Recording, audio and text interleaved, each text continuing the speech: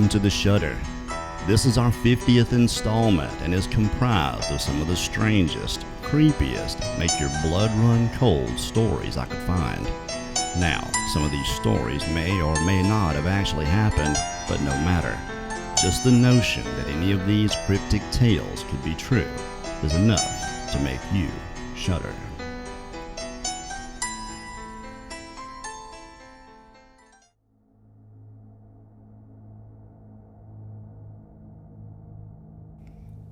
Last night, a friend rushed me out of the house to catch the opening act at a local bar's music night. After a few drinks, I realized my phone wasn't in my pocket. I checked the table where we were sitting, I checked the bar, the bathrooms, and after no luck, I used my friend's phone to call mine. After 2 rings, someone answered, gave out a low, raspy giggle, and hung up. They didn't answer again.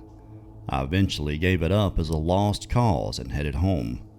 I walked into my bedroom and found my phone laying on my nightstand, right where I left it. Did I mention that I live alone?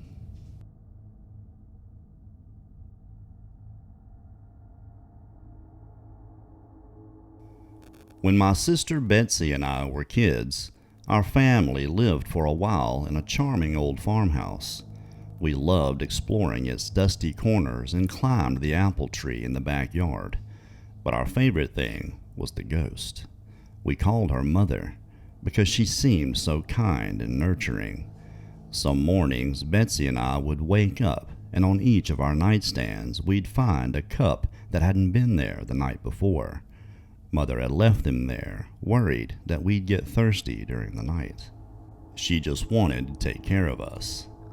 Among the house's original furnishings was an antique wooden chair, which we kept against the back wall of the living room. Whenever we were preoccupied watching TV or playing a game, Mother would inch that chair forward across the room toward us. Sometimes she'd manage to move it all the way to the center of the room. We always felt sad putting it back against the wall. Mother just wanted to be near us. Years later, long after we'd moved out, I found an old newspaper article about the farmhouse's original occupant, a widow.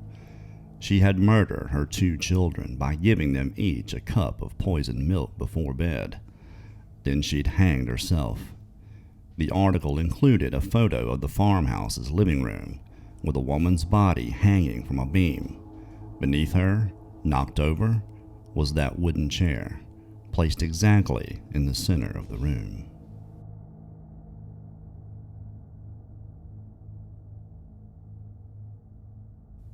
We bought an old house, my boyfriend and I.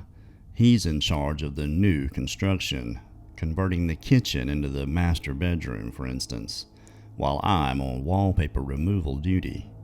The previous owner had papered every wall and ceiling. Removing it is brutal, but oddly satisfying. The best feeling is getting a long peel, similar to your skin when you're peeling from a sunburn. I don't know about you, but I kind of make a game of peeling, on the hunt for the longest piece before it rips. Under a corner section of paper in every room is a person's name and a date. Curiosity got the best of me one night when I Googled one of the names and discovered the person was actually a missing person. The missing date matching the date under the wallpaper. The next day, I made a list of all the names and dates. Sure enough, each name was for a missing person with dates to match. We notified the police, who naturally sent out the crime scene team. I overheard one text say, "Yep, it's human." Human? What's human? Ma'am, where's the material you removed from the walls? This isn't wallpaper you were removing.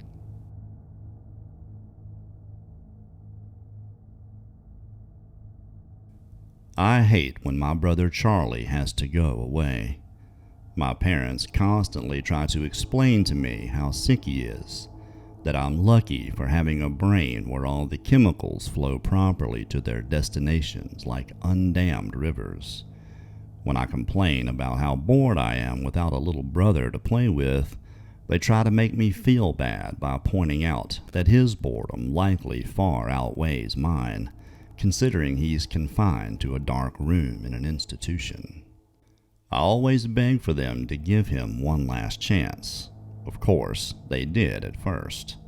Charlie has been back home several times, each shorter in duration than the last. Every time, without fail, it all starts again. The neighborhood cats with gouged out eyes showing up in his toy chest. My dad's razors found dropped on the baby slide in the park across the street.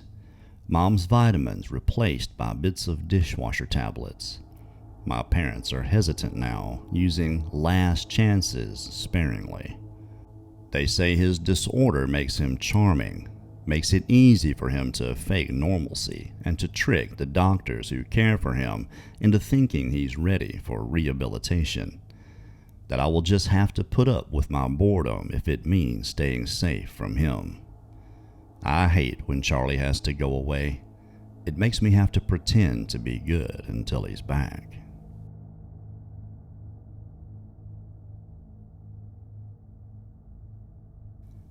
He awoke to a huge insect-like creature looming over his bed and screamed his lungs out.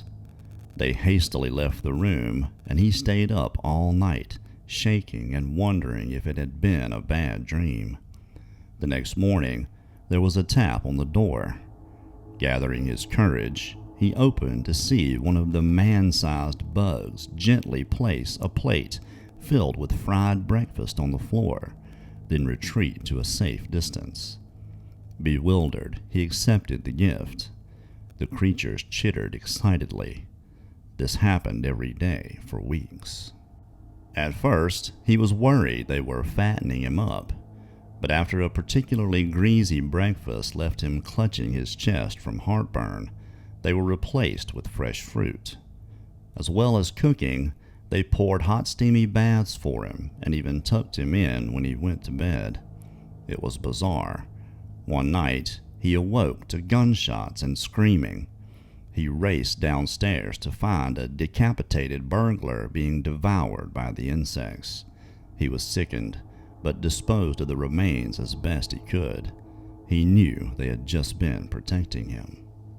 One morning, the creatures wouldn't let him leave his room. He laid down, confused, but trusting as they ushered him back into bed. Whatever their motives, they weren't going to hurt him. Hours later, a burning pain spread throughout his body. It felt like his stomach was filled with razor wire. The insects chittered as he spasmed and moaned.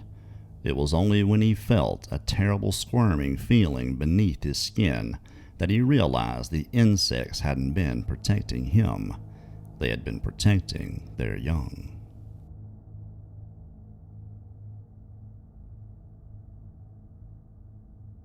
Everyone loves the first day of school, right? New year, new classes, new friends. It's a day full of potential and hope, before all the dreary depressions of reality show up and ruin all the fun. I like the first day of school for a different reason. You see, I have a sort of power. When I look at people, I can sense a sort of aura around them, a colored outline based on how long that person has to live. Most everyone I meet around my age is surrounded by a solid green hue, which means they have plenty of time left.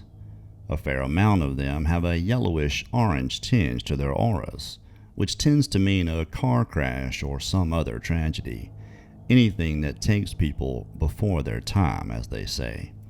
But the real fun is when the auras venture into the red end of the spectrum. Every now and again, I'll see someone who's basically a walking stoplight. Those are the ones who get murdered or kill themselves.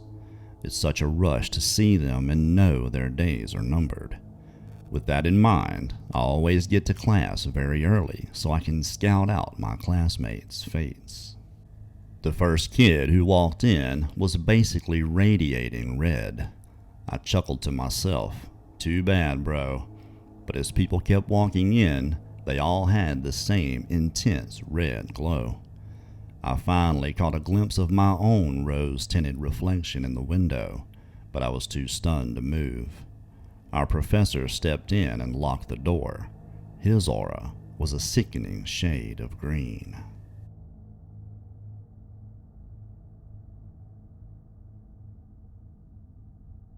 My daughter woke me around 11:50 last night. My wife and I had picked her up from her friend Sally's birthday party, brought her home, and put her to bed. My wife went into the bedroom to read while I fell asleep watching the game. "Daddy," she whispered, tugging my shirt sleeve. "Guess how old I'm going to be next month?" "I don't know, sweetheart," I said, slipping on my glasses. "How old?" She smiled and held up 4 fingers. "It is 7:30 now. My wife and I have been up with her for almost 8 hours, and she still refuses to tell us where she got them."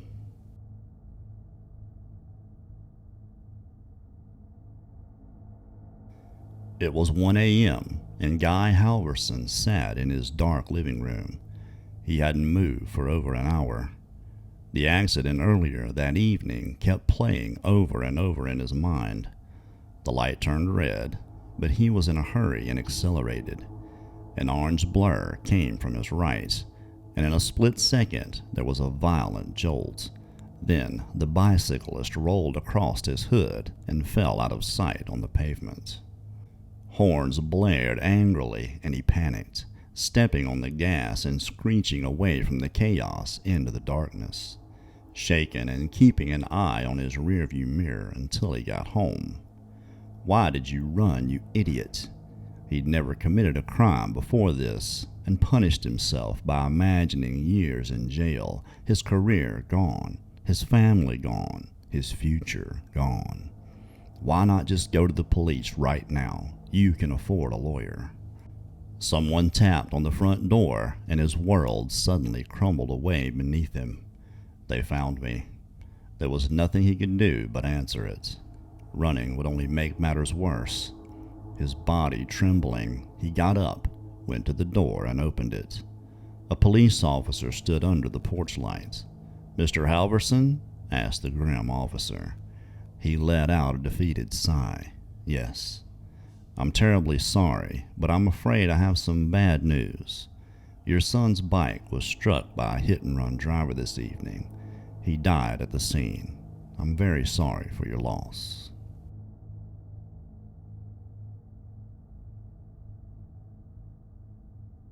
I bought a new house in the small town of Winthrop. The house was cheap, but the most important part was that I needed to get away from the city. A few months ago, I had a run-in with a stalker. While I had managed to get him arrested, I couldn't shake the feeling of eyes constantly watching me. I felt like there were eyes everywhere, at home and on the street. So I decided to move out to the country, to somewhere with less people, just for peace of mind. The house itself was big and somewhat old, but otherwise very welcoming. The agent who introduced me to the house had been required to mention that a serial killer had lived there in the past, which was why the house was so cheap. However, he and later my next-door neighbor Sarah both told me to pay the thought no mind. 4 other owners had lived in the house since then, and all of them were very happy with it. I loved the house. Its interior furnishings were beautiful and very comfortable. The people of Winthrop were friendly, often bringing over freshly baked pastries or inviting me over for dinner. Get-togethers, they said, were the key to making sure everyone who lived in Winthrop loved it there. Yet after a week, I stopped loving it. The feeling of someone watching me returned, worse than before. I tried to ignore it, but soon I started losing sleep. Giant bags grew under my eyes, and I began yawning almost as much as I breathed. Sarah was kind enough to let me stay in her house for a few nights. It was during this time that I heard the legend of Forrest Carter, the serial killer who had lived in my house. While no one knows his exact kill count, Carter, also known as the Winthrop Peacock, was a man with an extremely severe case of narcissism. Legends say that he couldn't fall asleep if he didn't feel like he was being watched. He was finally arrested for putting up a scarecrow to watch him during the night. Only it wasn't a scarecrow. Carter had murdered a 17-year-old girl just so her corpse could stare at him. The story made me shudder, and after I went home, I felt like there were hundreds of pairs of eyes just watching me no matter how I turned. Today, however, was the first day that I acted out. I was cooking breakfast when I felt the eyes. Instinctively, out of fear, I threw my knife, which lodged itself into the wall. As I pulled it out, and a piece of the wall with it, I found myself staring at a pair of eyes, pickling in formaldehyde. I've been watching the police peel away the drywall of my house for hours now. So far, they found 142 pairs of eyes in little glass jars. The scariest thing is, each and every one was staring at me.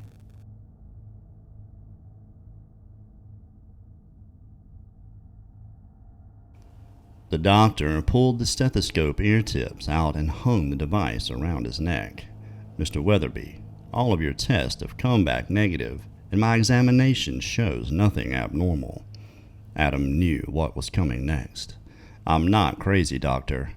I'm sorry, but there's no physical reason for why you occasionally lose control of your hands. A psychologist can help. I don't need therapy. I need answers. They seem to have a life of their own. I can't hold a job. I'm under investigation for assault. I almost killed my neighbor. This can't go on. I'll try anything at this point." After 2 weeks on a new medication, Adam saw no progress and grew increasingly depressed. He was convinced that despite what the doctor said, it was not a psychological problem. That night, a frustrated and angry Adam sat in a chair and drank bourbon. Drunk and hopeless, he stumbled to the garage and started the table saw, then slowly lowered his wrist toward the screaming blade. Detective Armstrong entered the garage where several uniformed officers stood over the blood-soaked body. "So what do we have?" he asked, taking in the blood-splattered scene. "This is a weird one, Detective." "How so?" "Take a look at the body. He apparently chopped off his hands with a table saw and bled to death." Armstrong knelt down. And we can't find his hands anywhere."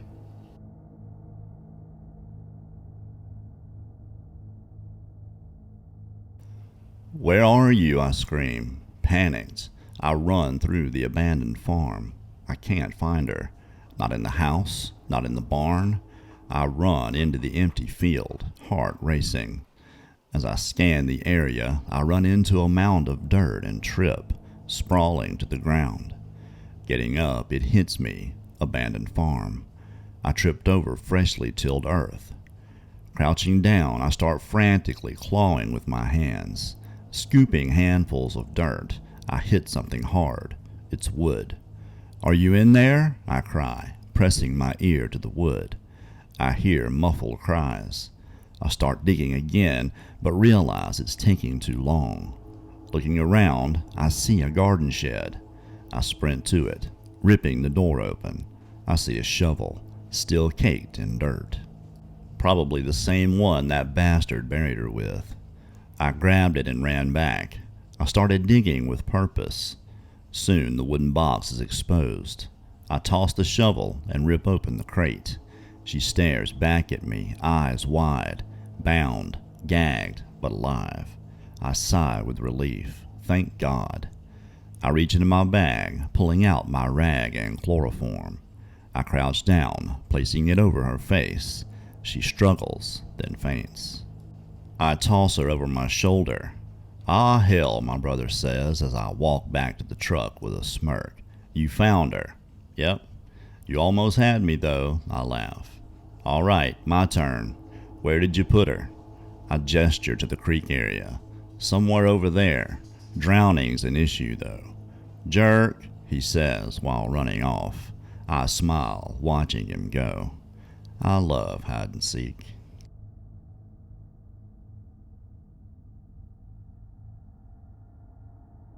Here they come again, the brave. Another Halloween night, and the kids are back, here to prove their fearlessness. The old house's floorboards creak beneath their sneakers. Only half an hour until midnight, so I have to work fast. I start with their flashlight, blowing lightly against it, making it flicker, but this inspires little more than a nervous giggle. 15 minutes until midnight. Time to take things up a notch. I hover up to the ceiling and will my body into flesh. My every nerve is on fire, but they've given me no choice. I force drops of blood to trickle out my nose, but the boys below do not notice. I knock against the ceiling, but they don't even look up. I thought this place was supposed to be haunted, says the leader. What a joke. 5 minutes until midnight. I'm running out of time. With the last of my strength, I scream so loud that they finally turn to look up at me. I like to think I put on a good show. I sway on an invisible noose, and the blood flows freely from my nostrils now. A couple of drops hit a skinny one with a crew cut. The boys scream and run into the night just in time. Below me, I hear the thing turn. Its disappointment is palpable. For now it sleeps, but one day I will fail. The boys will be too brave, and I won't scare them out in time. One day they will wake the beast, and I won't be able to protect them.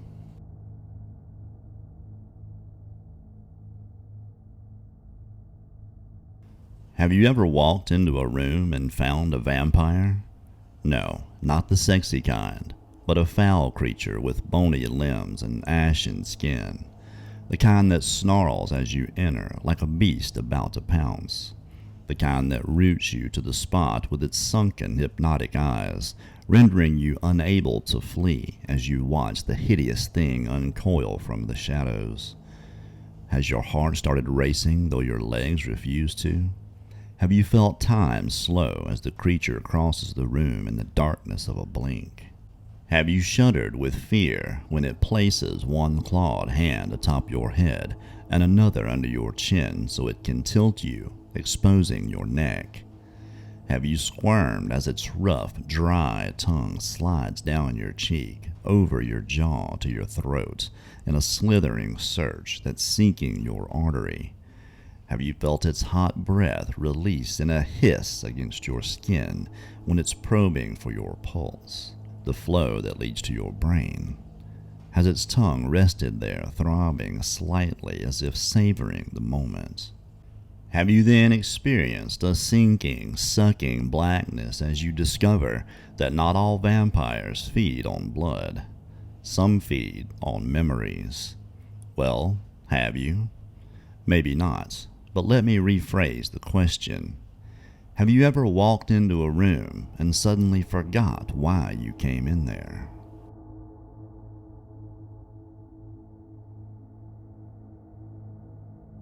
Hello, my dear. You do not know who I am, but I know you. I am one of the 3 demons that were assigned to you at birth.